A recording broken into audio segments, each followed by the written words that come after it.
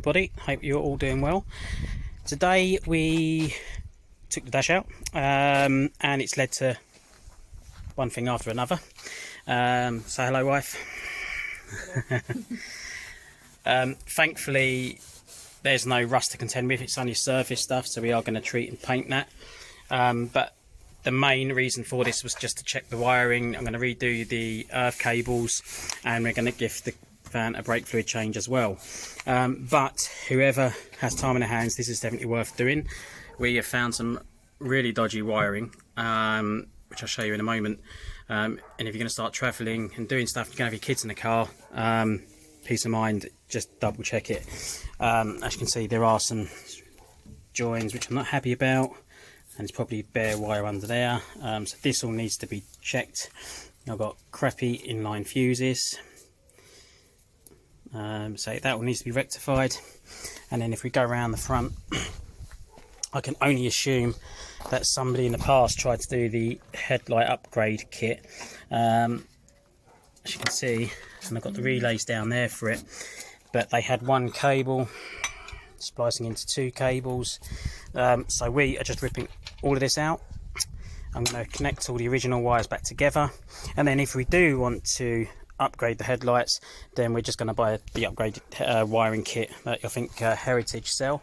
But as you can see, it's a mess. Obviously these old fans do get messed around with. Again, another inline fuse, crappy connector. So yeah, and then I think that wire there, as you can see, completely corroded, and I think that's for the interior lights, but we don't actually have none, so I'm going to leave this to one side for a minute. And then it's also a good idea, get in here, take all these off, clean all of them up, and replace the spays in there as well. Make sure that all your earths are good. So yeah, just a quick video. Just, yeah, if you've got time, do it. It's definitely worth it. I'm glad I've found all of that. There's another part of that wiring. One wire going into two, then fuses. Yeah, complete shambles. But we'll get this done. We can put the dash back in and we know everything's done. The heater fan's all good, heater matrix is good. I've just got to change one of the screen wash hoses, which is in the wrong place. But yeah, once it's done, peace of mind, we know it's all going to be good. Okay, so we just sorted out some wiring. Now my wife is currently treating the rust. She's used the typical crust stuff from Halfords, and it's just going over it with some white hammerite, just to freshen it up a little bit, and it's peace of mind that that's all done as well. So the front, so I've sorted out the wiring, much happier with that.